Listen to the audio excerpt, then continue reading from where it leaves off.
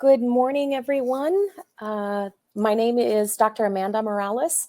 I'm an associate professor at the University of Nebraska, Lincoln, here in Lincoln, Nebraska, in the middle of the United States. It is an honor to share this space and this time with you today. And we're going to dive right in. The topic of our conversation today is navigating the in-between. The hypervisibility yet invisibility of the Latinx educator. So it's intended to be a space to look at that messiness between being simultaneously hypervisible in some contexts and invisible in those very same contexts. So I'm going to go ahead and share my screen to get us started. And I am still not as comfortable presenting to a vacuum. As an educator, I'm used to having feedback from participants' faces and students' faces. And so I will do my best to navigate this. I appreciate your patience with me. And I've got a couple of opportunities for us to engage and connect together. So the intent is that I'm going to share some slides. We're going to bounce between Google Slide and a function called Miro. And I have got a link here I would like to share. I provided it in the chat above. I'm going to place it again here. This is the link for you to access the Miro session. So when I ask you to go to a Miro board, that's what I'm talking about. Okay, so let's go ahead and get started. I want to utilize the definitions of a couple of terms here today. And we often hear the term intersectionality thrown around. And I think with the advent of conversations around critical race theory and really placing a lens or a focus and an emphasis on identity within education context, the term intersectionality comes up often, at least I hope, in our educational spaces. And so I'm going to give us just a little bit of a kind of a working definition. And that is that intersectionality of identity occurs when individuals possess two or more social markers simultaneously. And these could be race and gender, ethnicity, class, sexual orientation.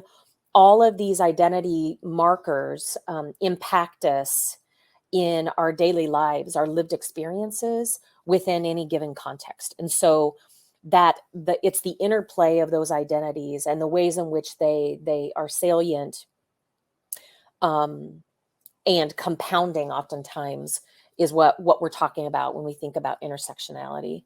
And then the other term is multidimensionality. And I use this term often because I work with predominantly white students in teacher education, and they often want to take up this idea of intersectionality to describe their relative positions as a student or a teacher or a sibling. And I'm like, okay, no. That's not intersectionality. What you're describing is the various dimensions of your identity. And that's where two or more individualities function at the same time. So I give the example of us being both a teacher and a parent, and the way you move in schools as a teacher oftentimes is different than the way you move and connect and relate in schools as a parent. And often when you're both a parent and an educator, it creates a multidimensionality to your identity in that space. And often the ways in which you navigate are more cumbersome sometimes. And it adds a layer of complexity. So intersectionality and multidimensionality as a couple of terms. So just some quick kind of, I call these punches in the gut. I don't know how else to describe them.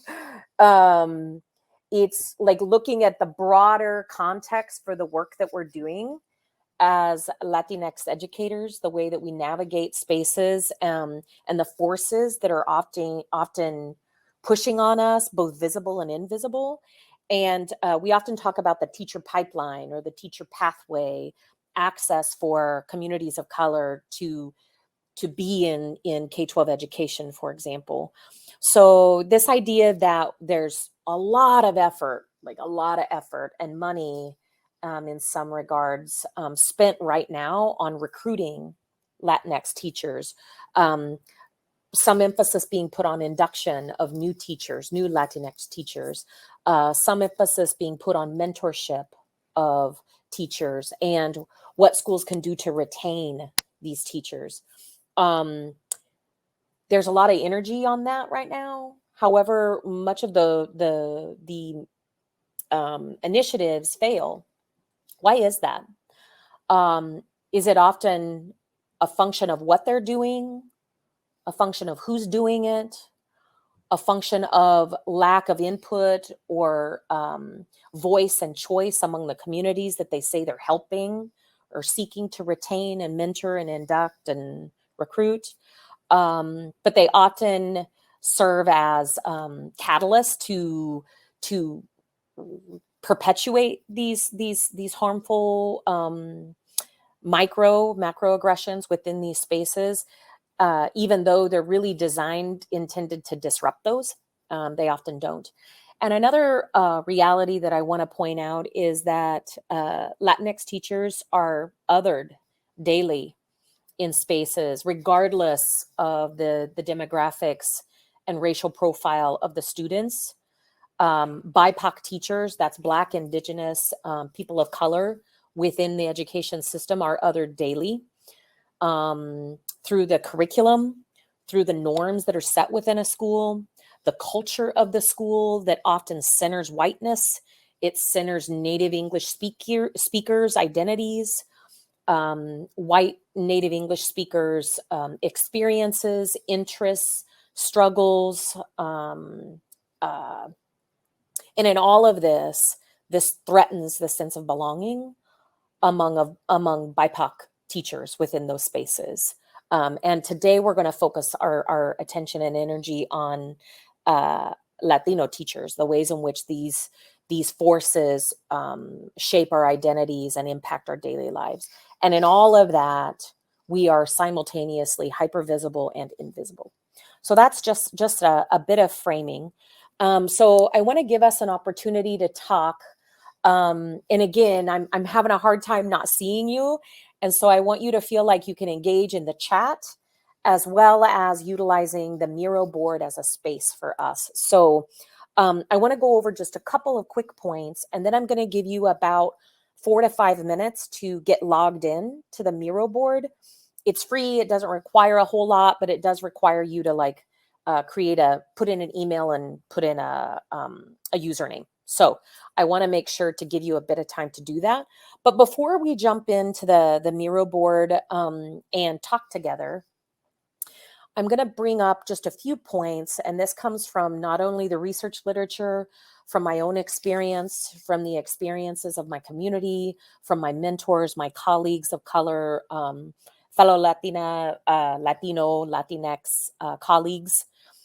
The ways in which we're hypervisible are often talked about in these regards. So this notion of tokenism, we've got a search committee. Okay, we need to make sure that we have representation. And they throw out the term representation, not understanding that often what they're really doing is engaging in tokenism. Representation is a very different thing. Representation involves a sense of belonging, a sense of ownership, a sense of connectedness to the larger collective design of a space, of a search committee, of a job, of a role, of a curriculum, of a program, right? So we're going to get into that later. But this idea of often being tokenized, it's like, oh, you need the one brown face to be a part of this in order to demonstrate that you're being culturally sensitive, right? Another way that we're often hypervisible that's problematic is diversity, equity, and inclusion initiatives.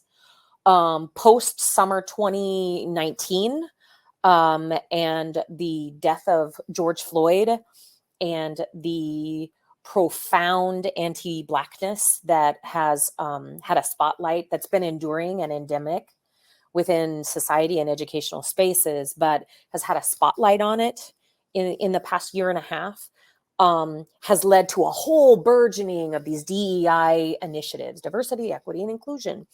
And with that comes these racial journeys that we say we're on as an institution, the creation and posting of mission statements around diversity, equity, and inclusion, equity committees, task force, you name it, book studies, whatever.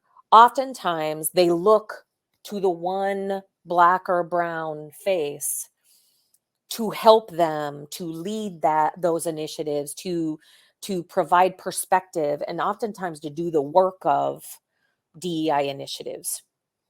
And that is on many levels problematic, which we will get into. And then what's connected to this is this idea of expecting us to educate our white peers. Oftentimes, it's assumed and expected that we will do that work, that we will do their white labor, that we will educate them, that they can sit and get and draw on our funds of knowledge in a way that is parasitic. And that is wounding to the folks that are in these spaces. And another connection to that is disproportionate workload, kind of the unpaid labor. And what does that look like? All of you could probably list 20 ways in which you're asked to do above and beyond in your schools or in your spaces, your workspaces. And to name just a few of those that often come up for Latinx teachers is the language interpreting, dealing with student discipline. Well, you're brown, they're brown, you speak Spanish, they speak Spanish. You need to get a handle on them. You need to get them under control. Or I'm going to put so-and-so and so-and-so in your classroom because this other teacher and this other teacher don't know how to handle them. So we need you to just take care of that, right? We're often asked, and sometimes not directly from leadership, but to engage in student mentoring. For many of us, this is a labor of love. It's the way in which we lift up our community, the way that we invest and pour back into youth. And that's student mentoring. And that can look lots of different ways. A culture club, one-on-one mentoring, support for ballet folklorico or any kind of group work that you might do with students that gives you an opportunity to pour into them. But oftentimes we're doing that already, and then more formal mechanisms are being laid on us in ways to do that. And then another one that often comes up is document translation. We're asked to reproduce English documents, websites, paperwork, forms in the families and communities' native languages. And that's often work that goes unpaid for, right? And above and beyond the work that we're already doing. Okay, so at this point, I want to give you just a minute. If I could have you all click on the link, I'm going to stop sharing my screen for a moment. And if I could, I'm going to just check the post here or the scroll. Make sure everyone's doing okay. If you could click on the link and get your session set up, that would be wonderful. Get your Miro session set up.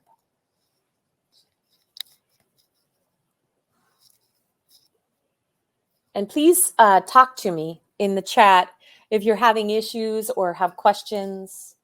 Let me know in the chat. Actually, and it would be wonderful if you could also let me know once you're in there, because I'm going to jump to the Miro board to give us an opportunity to connect and to talk. Okay, I see some folks in there. Wonderful. I'm reloading here. And so I'm not sure how many of you have utilized Miro boards before, but they're a wonderful tool in your own teaching if that's something that you're interested in.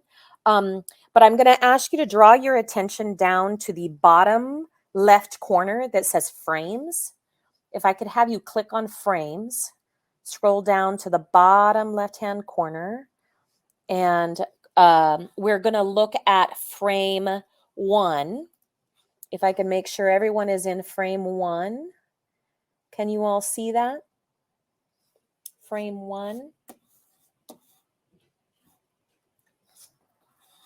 In frame 1, I've got 2 questions. My first question there is, what are ways in which Latinx teachers feel hypervisible, or how are they made hypervisible? I gave a few examples, but if you would scroll over to the left side scroll bar, and the 3rd or 4th icon is a Post-it note.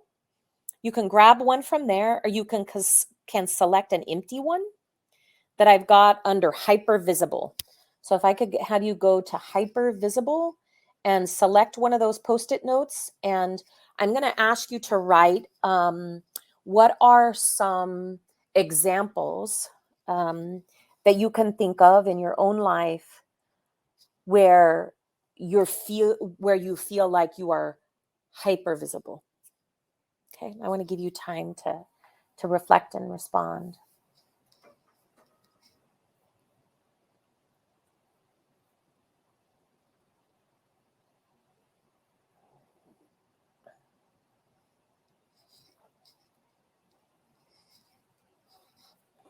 Okay, I'm going to share my screen here so y'all can see what I can see.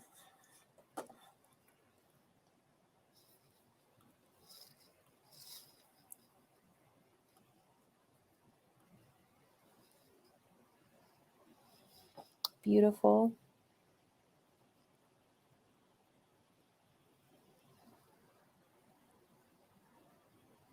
Becoming counselors. When students see me and want to share their language with me. Oh, that's beautiful, Marta. Betzera says that when students are not in my class, but they greet me and add that you are the Spanish teacher. Wonderful, wonderful. Sometimes I'm always struck by students are like, Miss, are you the Spanish teacher? Right? If I'm in a school, like the assumption is that, because that's often been their experience, right? That the only brown folks that they see in a school, the only reason for them to be there as a teacher would be to teach Spanish. And that's problematic on so many levels. Okay. What are others saying? To become a counselor. Yes. Let's see, 3rd generation Mexican. I'm learning Spanish and it's assumed that I already speak it. Oh my goodness. Nicoleta, that's been my experience. I was socialized in rural Kansas. My mom is Native and Irish, and my father is Mexican American. And he was a migrant worker, and so he was gone a lot. And my mom didn't speak Spanish, but she tried hard to support us learning it as best as we could as children. But it was very clear within my community, we were the only people of color within the entire town, within a 30-mile radius, actually. It was very clear that assimilation was key at the time that I was growing up. So I can definitely relate, and I've struggled to develop a fluency with the language since high school, actually. Let's see, what are others saying? I work in a 99% African-American school. They always ask me where they could get good tacos. But besides that, they ask many interesting questions about the Mexican culture. Fascinating, fascinating. We often talk about how segregated our schools are, and how that not only impacts the students in relation to their own community and lack of proximity to white resources, right? But it also shapes lack of resources or exposure to other cultures. So I often hear and see Black youth engage in ignorance, not because they are intentionally demonstrating ignorance, but it's a complete lack of exposure to Latino communities, cultures, other languages, because they are so racially isolated. The same holds true for ignorant statements being made by predominantly white rural communities that I'm in, right? And in predominantly Latino communities and their understanding or experiences with Black youth, right? So it's the segregation has layers and layers of harm, and it limits us and our communities in so many ways. A few more comments. Let's see. We were perceived as always looking for trouble. As an educator and as students, most likely. Thank you for that. As diverse faculty representatives, yes, that is most certainly true. It's like, well, let's look at what our diverse person has to say, right? Or they expect you to speak on behalf of all teachers of color within your district. How do your people feel about X or Y? I've been asked that in different spaces.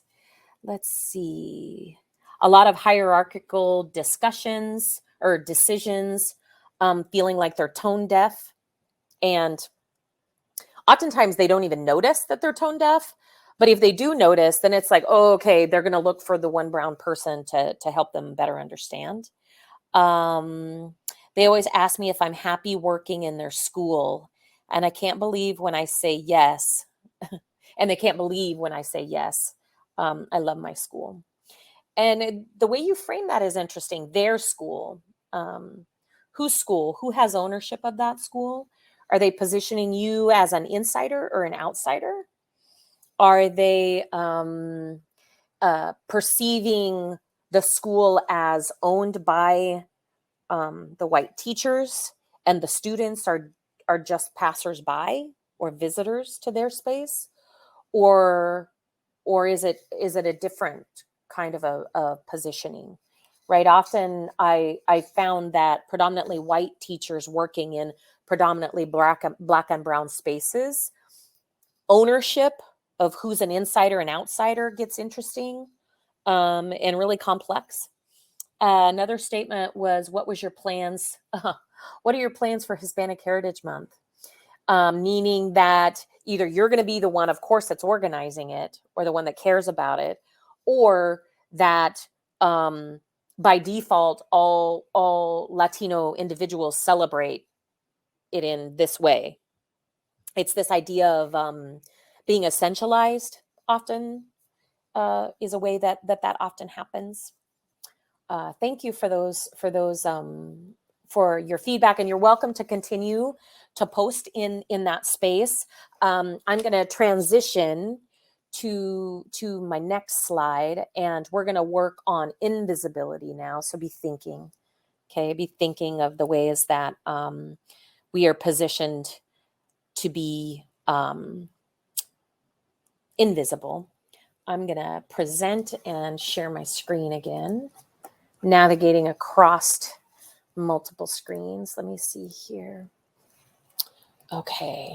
So hypervisible, like an acute awareness that we are something other than the white majority. Then there's this notion of invisibility. And invisibility plays out in lots of different ways. Being silenced or dismissed or all out ignored. I've had colleagues and students say, previous students who are now teachers in the classroom say, I can say something and no one responds. It's as if the words didn't come out of my mouth. And the same statement can be made from a white colleague, and immediately it's acknowledged and taken up and celebrated as that person's idea. I've had a Latina teacher tell me that she's even gotten to the point where she knows that that's inevitable. And so if she has something she feels really strongly about, or wants to ensure gets moved forward, she will ask her white colleague friend to say it on her behalf. Like, she doesn't even bother trying to share or take up space because she feels that space is not her space. And if it's something she really wants to make sure gets addressed, she will have her white colleague say it. And that is profoundly, profoundly painful. Profoundly painful. So race evasion, kind of this colorblind, we love all kids. I don't see your color. I just see you as a good teacher. I don't see my students' color. I love all my kids. Kind of this. And when something is clearly a race issue, kind of trying to make excuses for it or kind of wave our hands over it and redirect kind of this evasiveness where we say it's, well, surely that's not what's going on. It's probably just blah, blah, blah. Okay, that's race evasion that we often deal with. And then, as we mentioned before, daily microaggressions. And I scratch out micro because all aggressions, no matter how small over time, when they're endured in a space over and over and over again, they do not feel like microaggressions. The weight of them and the harm and the damage that's done from those aggressions is profound. Another way that we're often invisible is in the professional development that we get. How many of you feel like you were well prepared as a teacher of color to go into the field and use your language and your culture and your experiential knowledge as assets? How many of you were taught that? How many of you feel like you were prepared well to leverage those funds of knowledge in the classroom, in your lesson planning, in your examples, in the curriculum, in the texts that you choose, the books that you read? How many of you felt like you went in knowing that your identity and your language could take front and center, could take center stage, and that you were going into that space feeling like, I'm so sorry, feeling like your administration had expectations of you to do that, to utilize your language and your culture? That is very rare. And I've heard over and over and over again in school after school that teachers of color are often frustrated, perpetually frustrated with the professional development that's given to in-service teachers because it centers whiteness, because 80% or more of the teaching per field is white women.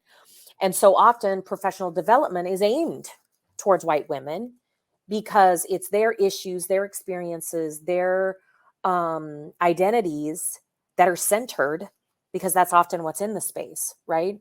But what does that do for our colleagues of color? How does that make Latino, Latinx teachers feel when all of the conversation is around helping their white colleagues make connections to the Black and brown youth in their classrooms, right? So kind of the Eurocentric, Anglo-centric spaces of professional development is problematic. And then one more example that's often given is superficial treatment of root issues, like enduring issues that you have within a school or a community, or the communities or the relationship of the school to parents, that you know that there's root issues there that are being dismissed or ignored or acknowledged. Thank you, Carlos. Yeah, my dog did want to make a point. I think we had a delivery, and yeah, sorry about that. Hopefully he stays quiet. So these are just a few examples of ways in which we're invisible in education spaces. And what does this do to us? What is the impact? What is the impact of this? Some of those impacts over time is a profound sense of isolation and marginalization. It leads to us feeling uncertain about ourselves, our own identity, the assets that we were told from the beginning that was needed in education. My biggest beef with the way we do recruitment is we tell youth of color, we're like, we need your culture. We need your language in education. We need you. The field needs you, right? And we sell them this line. Come, become a teacher. You're so valuable. But then we put them through teacher education programs that force fit them into a mold, again, that was designed for predominantly white women, teacher education program. And we tear off all of the cultural nuance and beauty that we said we wanted them to bring with them. And we create spaces that make them feel discounted and devalued and engage in self-doubt and loneliness within these spaces. And then we blame them once they get into the teaching force because they can't connect language and culture to the students. But we took all of that away from them. And anytime they tried to do that, they're told, oh, well, that's not polished, or you need to be more professional, or you need to really structure, you need more structure in your classroom, or the way that you engage with students needs to be more formal. That's a little informal, right? But it's all the ways that we know we can connect and build community in our classrooms. But we're constantly given messages that that's not okay. So what are the impacts of all of these? There are many. Those involve discouragement, burnout, leaving the classroom. There's also kind of a direct connection to that, because in our discouraged bodies, in our burnout bodies, in our isolated bodies, we project. Who's watching when we're projecting that? Who's paying attention to the way our administrators treat us? The youth are. Our students are. And if you represent an identity or in a culture that they can connect to, and they're seeing you discounted, marginalized, disrespected, microaggressed within your workplace, what makes us think that they're going to aspire to that role? They're going to run. They're going to run. So what are we doing to the pathway or pipeline? All of these forces have a compounding effect. And when a teacher isn't affirmed, when a teacher isn't validated, when their language and their culture isn't able to be celebrated and centered, when they aren't able to use the full wealth of their funds of knowledge in the classroom, we are sending not only messages to that teacher that they don't matter, we're sending messages to the youth that teachers of color don't matter. And why would they want to be in a space that they're seeing mirrored to them as being hostile or damaging or silencing? They're not. And we wonder why more youth of color do not pursue teaching as a career. Well, we all should know why. So we have much work to do. So thank you for that. Yeah, not belonging. Martha, feeling like an immigrant inside the school that you serve, but that the school doesn't serve you. Thank you for that. Aren't we teaching that to our students, the formality that they need to engage in to be successful or to access that success? Thank you for that, Martha. I often have organized a Future Teachers of Color group within our teacher ed program. And it's intended to be a safe enough space, right, for them to find community, build solidarity, to develop agency, to resist, to fight, to push back, to carve out space for themselves in teacher ed.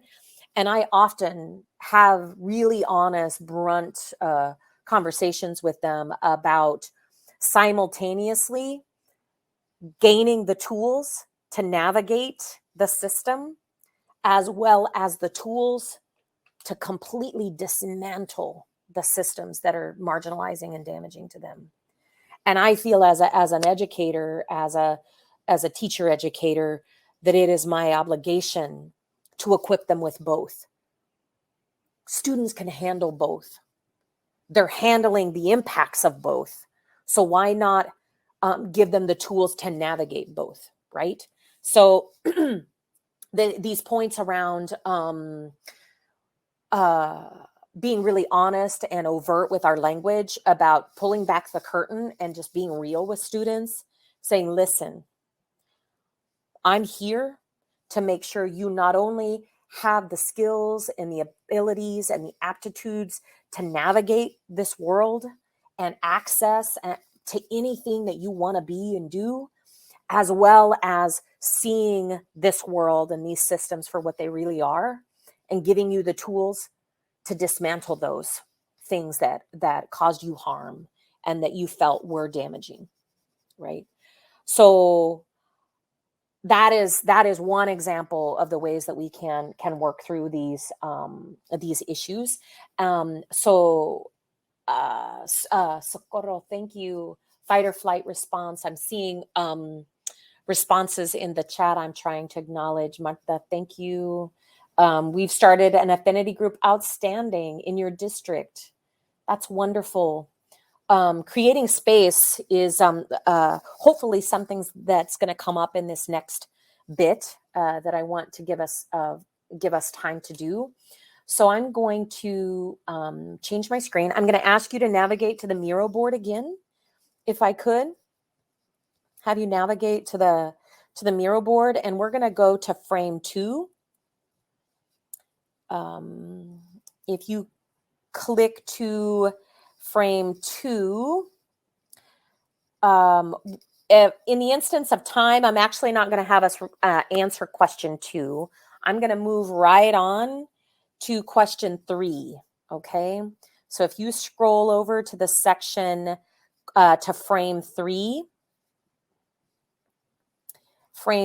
where there's an image that says resist. Frame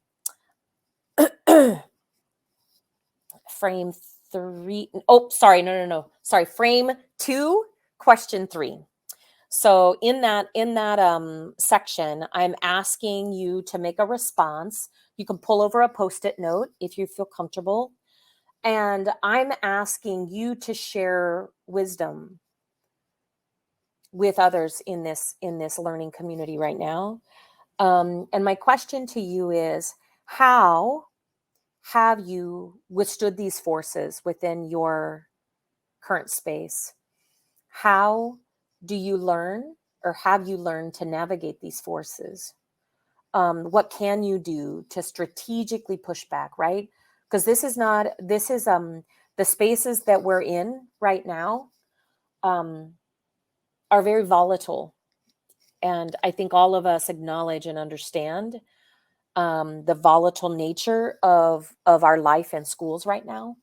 And so I'm asking you to share, what are some things that you have strategically done or that you're trying to do that set some boundaries, that push back on these ideas that we've talked about, the hypervisibility and the invisibility. So grab a Post-it and drop it onto the page below, if you would. And again, this is in response to questions 3.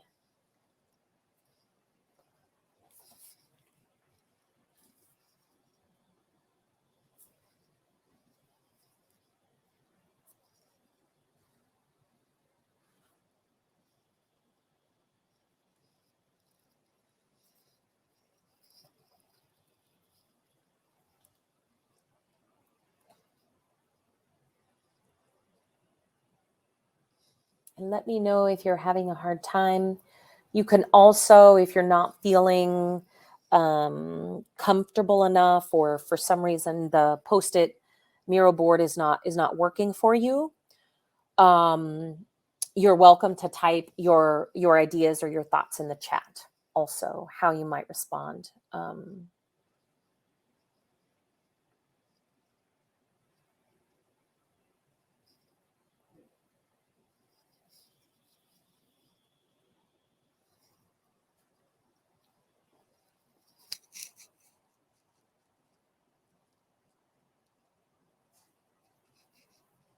Okay.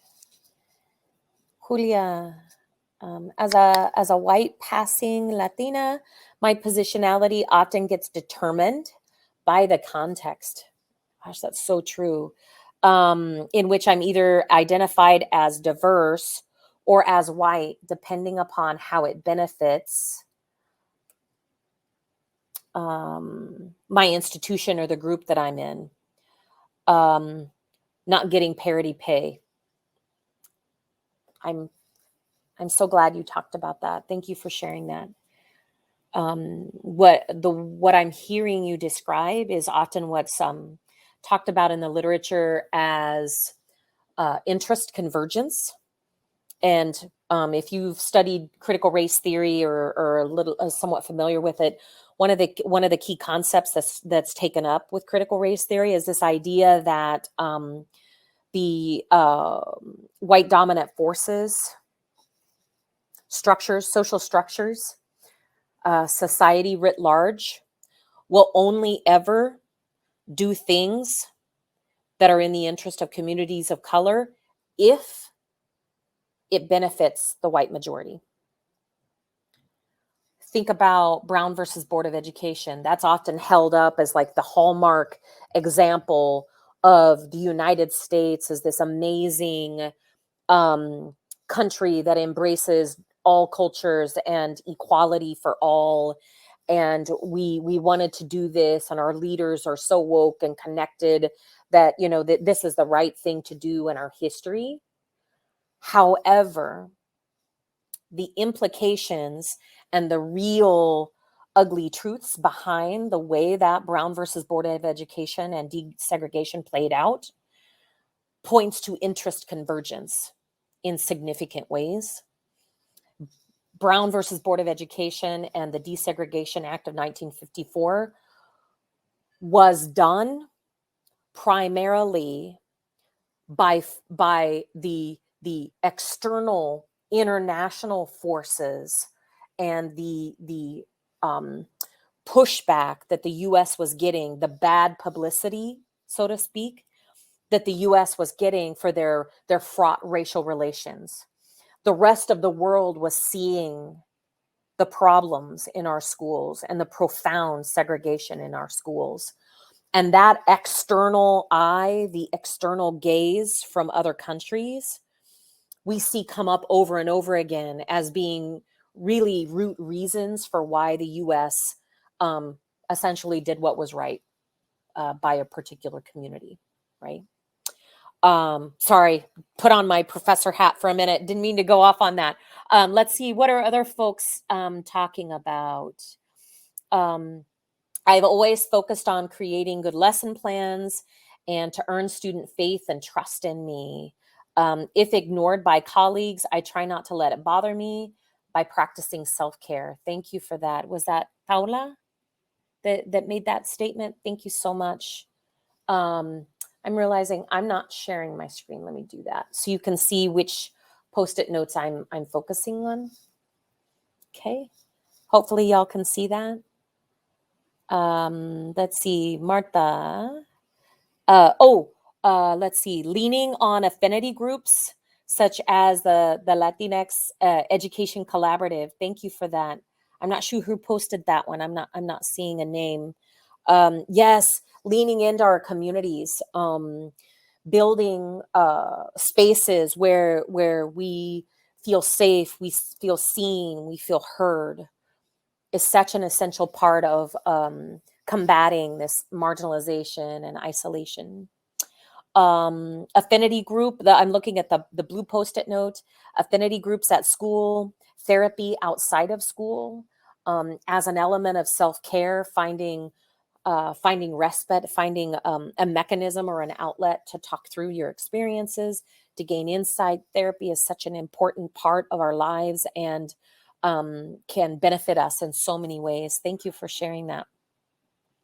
After years of being grateful for getting extra assignments, now I'm able to ask for compensation for it, but you still take on a lot.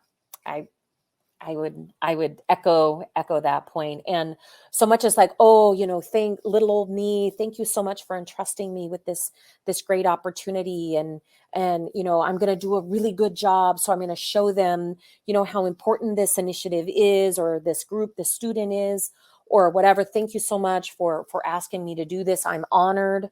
Often, right, is the way that we position ourselves. But you're exactly right. We need to move past being grateful for the opportunity and grateful that someone even acknowledged that it was important, but then also understanding and valuing what we're worth, right? And asking for compensation, or asking for something else to be taken off of our plate in order to really be able to focus on the work that we're being charged to do. Another one of you indicated, I'm attempting to participate in committees other than DEI related topics. Thank you very much. We need to belong in all spaces where the decisions are made. Thank you. Not only in diversity spaces that look like places to make white people feel good. Preach. Yes. Kind of this relegation to the diversity work is something I've often had to push back against. Having worked in science museums for many years and within STEM spaces, that is often the place where we get relegated to, right? Because we're not smart enough or capable enough to engage in the other core work. It's like, oh no, that should be your project, right? Because I can't do it. So of course that should be your work to do. And those are the only committees that you have something to contribute to, which is not accurate, right? But that's often the message we're given. Okay, I want to read one more here. Making myself heard, even when at odds of those in power. Clarifying that my needs are important. Doing things better than expected while staying true to my character and adding my own twist to the expectations. I love that. I think many of us were given messages as children: put your head down, do the work, right? That's often a consejo that we're given as Latino people in education, in professional spaces. But this notion of doing things with excellence, I think, is also a message that we've been given from our families, from communities that care about us. And we're often expected to do things twice as well, to work twice as hard in order to get the credit for the work that we do. And I would agree that is often something we have to push against. And it requires us to have agency. It requires us to show up with excellence and to make it our own so that it's not co-opted. Because as soon as it's great, oh yeah, people are quick to pick that up and use it, and often administrators, and take credit for that, right? So how is it that we can carve out space and make a name for ourselves and get the credit that is due to us for the good work that we do, right? And how do we do that in a way that doesn't shut down our administrators, but comes alongside our administrators and speaks to them in a way that they can hear us, right? Okay, thank you for that. Thank you for your work on that board. In the interest of time, I want to make sure that we move into the next space, or the next opportunity that I want to create for us, and that is essentially the so what. Now what do we do? What can we do about that? These issues. How can this expand beyond just how we protect our own well-being and mental health, or how do we negotiate in these small spaces? My question to you now as a final prompt is, what can we do in as a pushback on administrators at the policy level? So my questions are, how can administrators avoid this taxation, this hypervisibility, invisibility, and the impacts of those? How can they foster authentic sense of belonging among their Latinx teachers? Another question I have is, what are the structures that are needed in order for this to happen? What are some ways that educators can collaborate together? What incentives are needed? Where does funding and resources need to be aimed at or allocated to enhance the well-being and experiences of Latinx teachers in schools? How can resources be used to develop your agency, to increase the likelihood that you'll be retained, to increase your leadership skills and capacities? What are we going to hold them accountable for as administrators? What are we going to do? What are we going to say at the K-12 level? What are we going to say to policymakers? Look at the field. It's different now, even just in this year. The profound lack of teachers, the flight out of teaching as a profession. Administrators, policymakers are desperate to address the fleeing of teachers from K-12 schools. So do you think that we're positioned differently right now? Do you think that the powers that those in positions of power can hear us differently now? Possibly.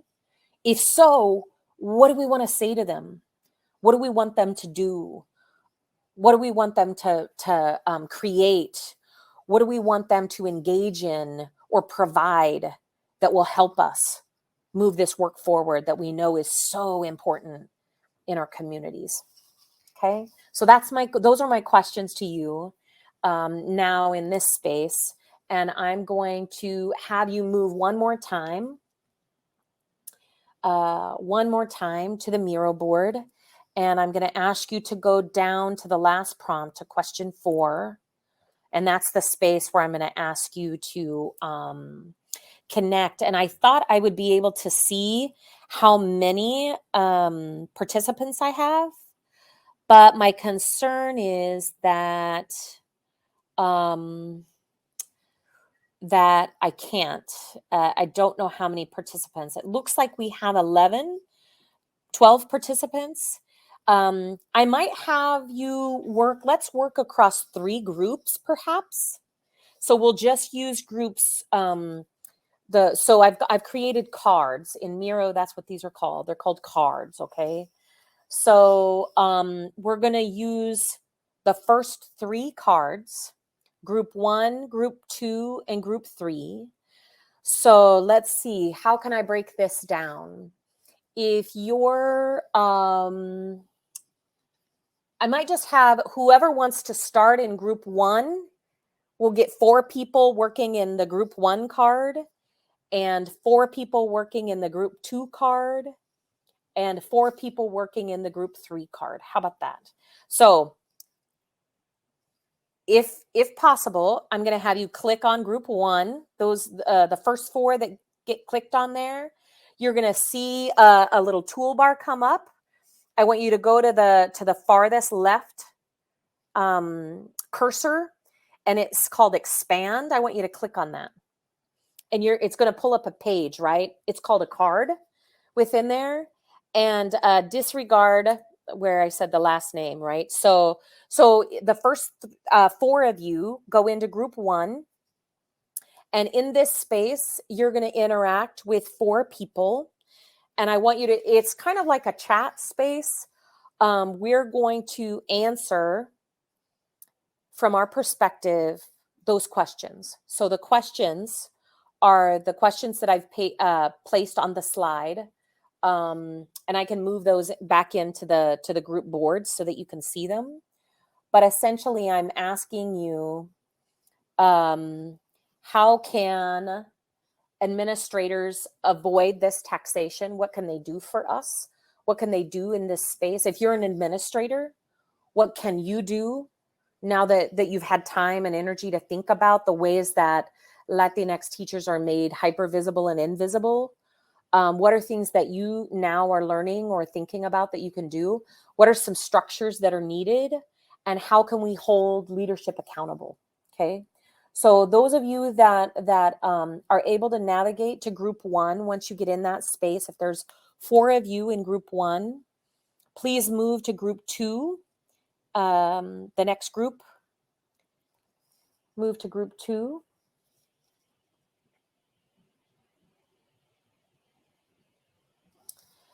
And then if I could have the last 3 or 4 or 5 of you join in group 3.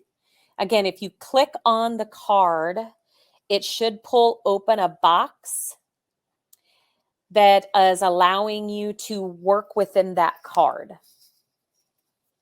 Okay. So if you click on group 1, group 2, or group 3, you should be able to see that card and work within that card. Okay.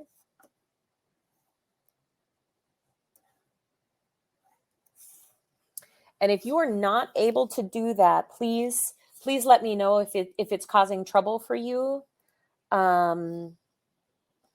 If it's causing you issues and you're not able to work in the group, let me know in the chat, please.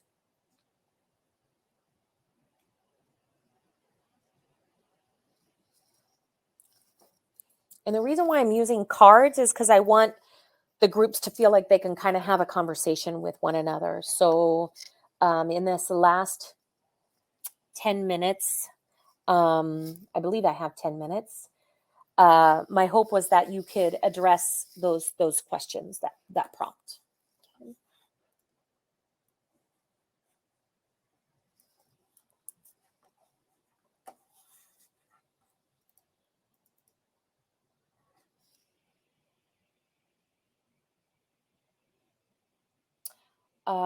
Julia indicated I can only find that for group 1, 4, 5, and 6 cards. Okay. I wonder why you're not able to see. Are others having issue? If you are, see if you can navigate to, and I'm fine with whatever group, whatever card you can hop onto.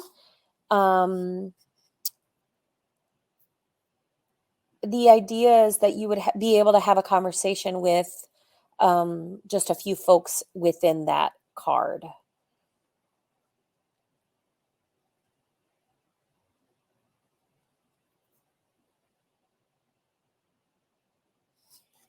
Let's see. If others are having issues, you can provide some clarity in the chat for me so I can see if I can support you in some way. And if my facilitator, the moderator, I believe your name is David, if you could help me, how much time do I have left? If you could tell me that would be great.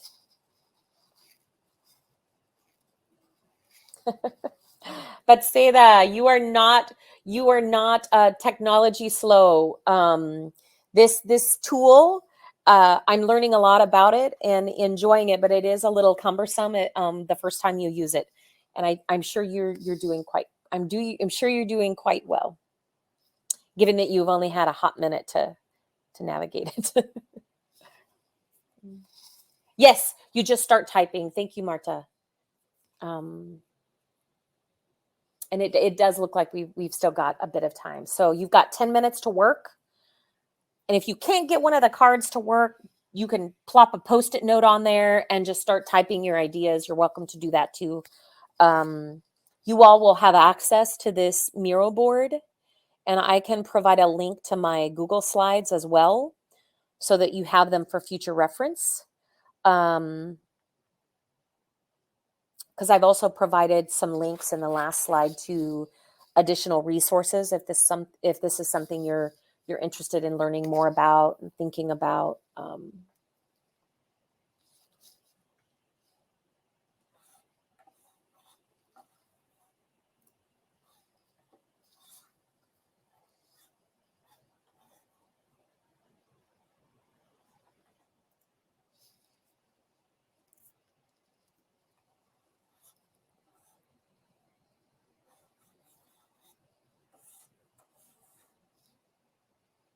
I'm going to give you about 5 to 6 more minutes.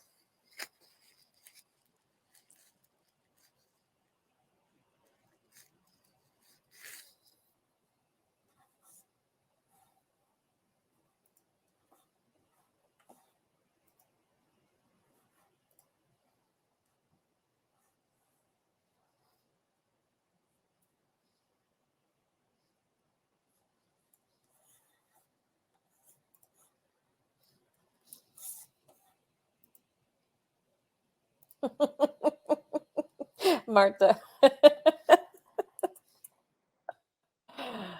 Uh,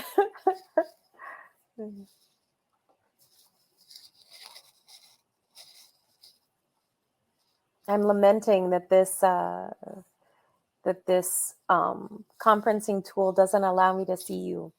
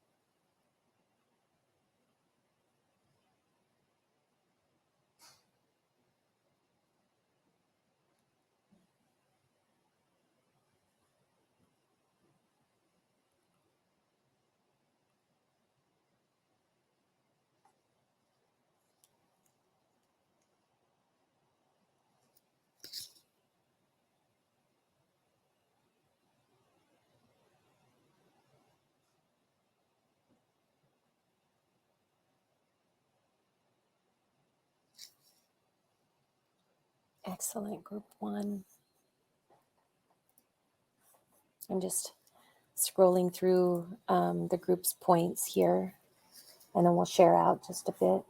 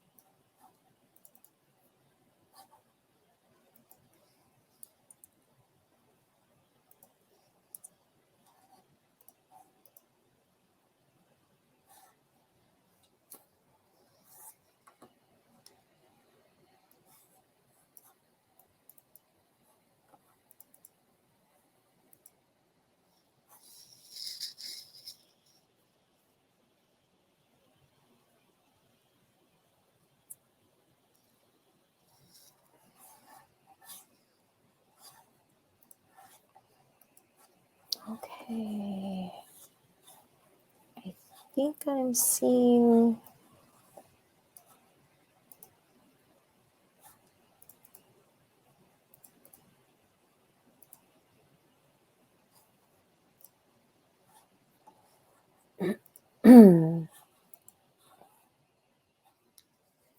Okay, I want to give you one more minute. One more minute.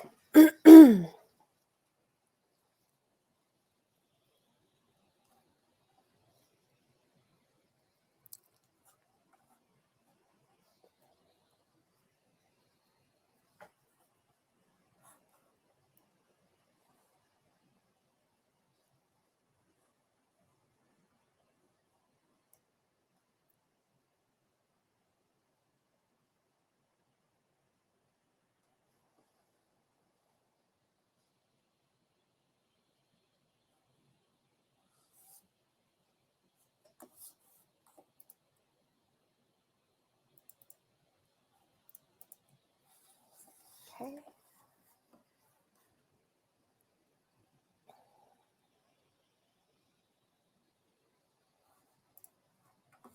Okay.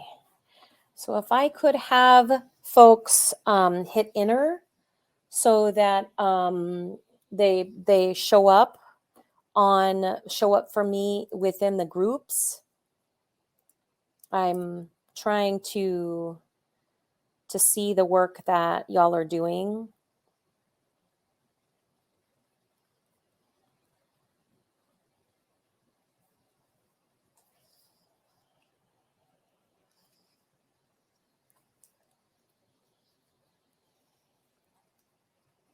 Okay.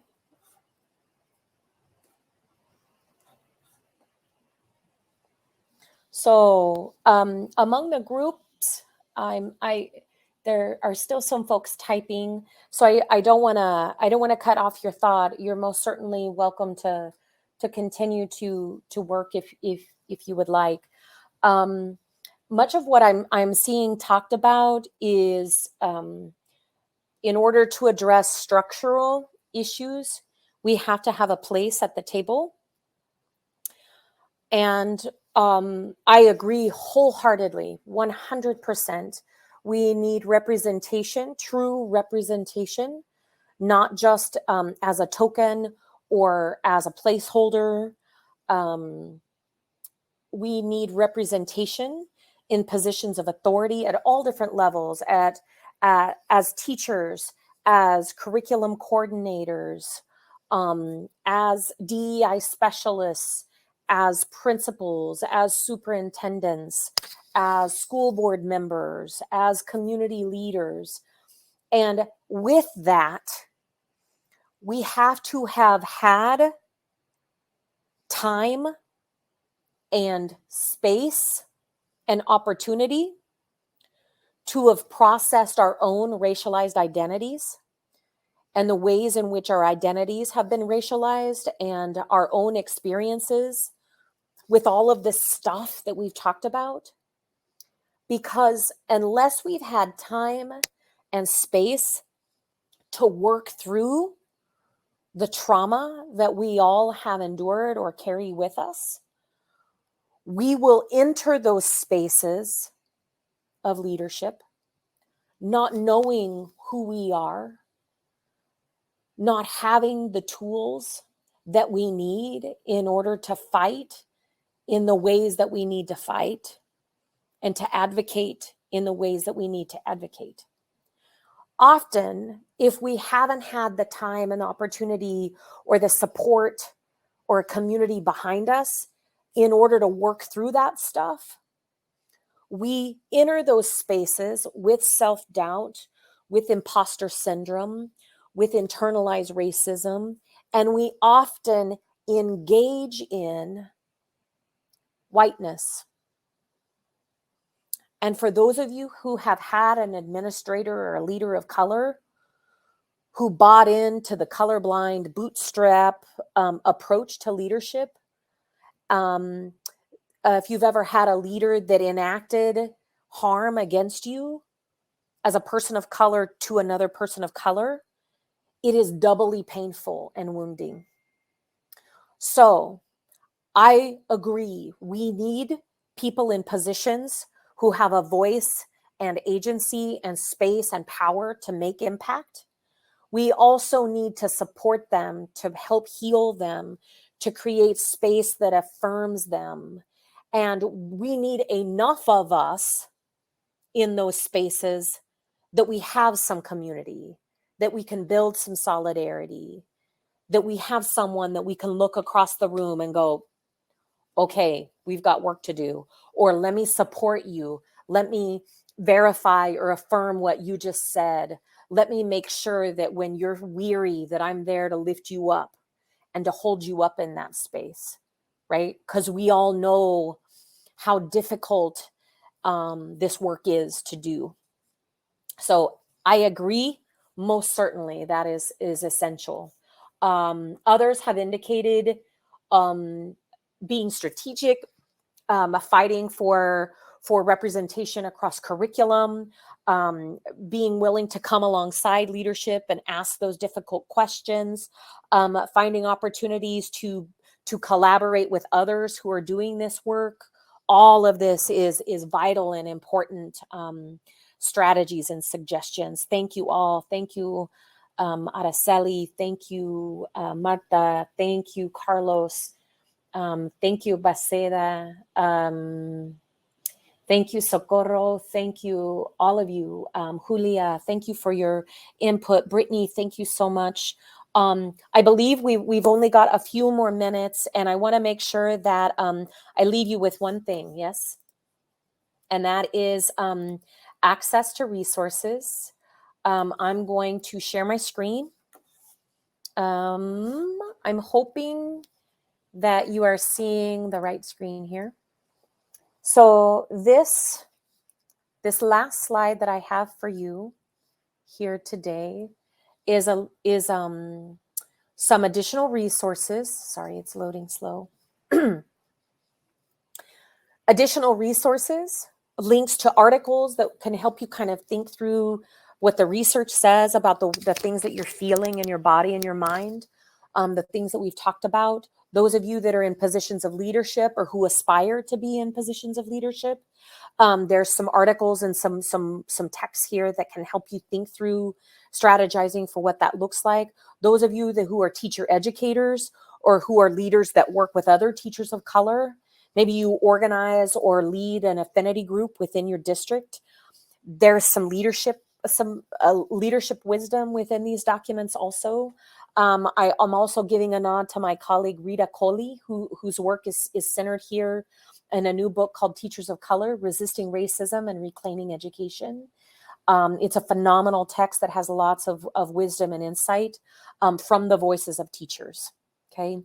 And another book, if you're wanting to better understand kind of some of the theoretical aspects and you want some empirical research to look to or to better understand, I'm providing a nod to this book called Millennial Teachers of Color. Me and a couple of colleagues have a chapter in here that talks about the lived experiences of Latina and Latino teachers within Midwestern spaces. Actually, it's a national book, so there's lots of different perspectives represented there.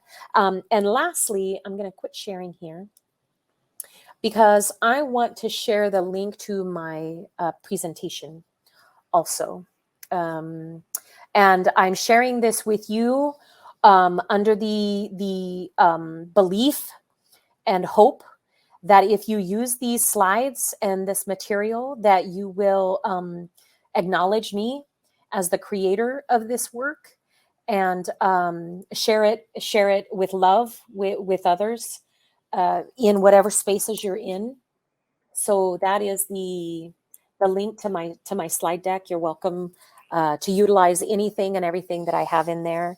And I will make sure that I've got my name on that slide deck as well, my name and my contact information. I would love to hear from you. I feel like I presented in a vacuum today. I would love to connect with you, those of you that are still logged on and connected. I see that there are 11 of you still in this space, in this community. Thank you for sharing your time with me. I know it's time that took away from your family or took away from your own self-care, took away from your own grading, whatever it is. Thank you for spending this time with me. And I'll make sure to put my name and my contact information. Reach out to me. I would love to hear from you. Okay. Thank you.